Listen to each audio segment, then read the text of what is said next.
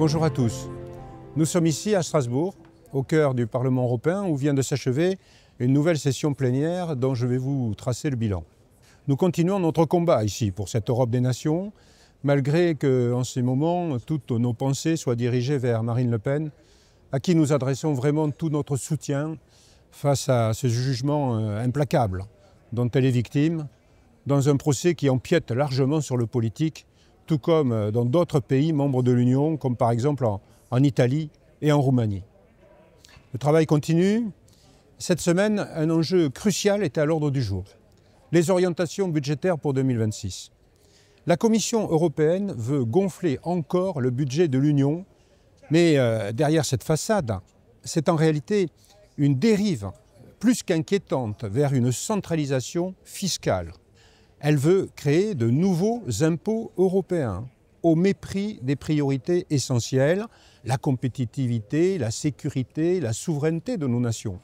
Alors évidemment, il n'est pas question que la Commission empiète à nouveau sur nos compétences nationales, surtout en matière fiscale.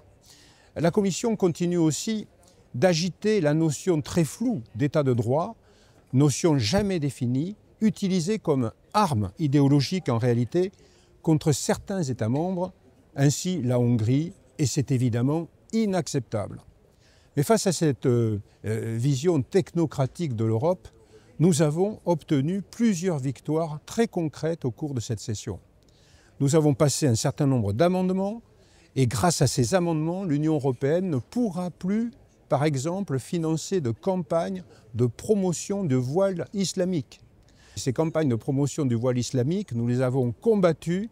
Nous avons obtenu par ces amendements donc, le fait que ce financement n'intervienne plus. C'est une avancée majeure.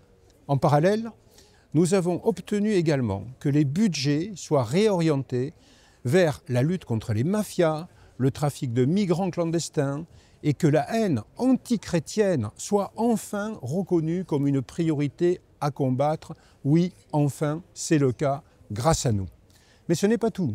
Sur le front économique, nous avons marqué un point décisif avec le paquet surnommé Omnibus. Je vais vous expliquer ce qu'il en est. Nous avons rassemblé une majorité pour faire adopter une procédure d'urgence qui permettra d'alléger des obligations absurdes du pacte vert. Ces normes, vous savez, imposées par la précédente législature en matière environnementale, qui vont étouffer littéralement, notamment nos entreprises. Ça aussi, c'est une victoire, une grande victoire du bon sens. Une reconnaissance implicite de l'échec des politiques précédentes.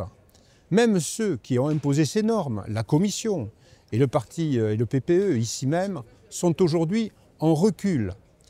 Ils ne suppriment pas les obligations, mais ils les repoussent dans leur application. Alors oui, c'est véritablement une victoire, un pas en avant. Nous irons naturellement encore plus loin. Ce report, ce n'est qu'un début. Nous exigeons l'abandon total de ces mesures punitives.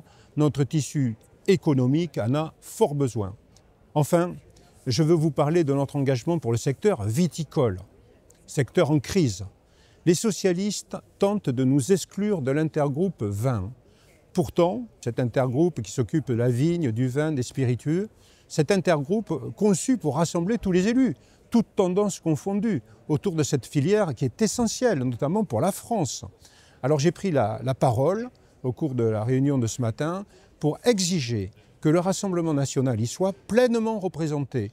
Nous sommes la première force politique au Parlement européen et il est hors de question de nous laisser intimider par des méthodes totalement fallacieuses. Les viticulteurs français peuvent compter sur nous.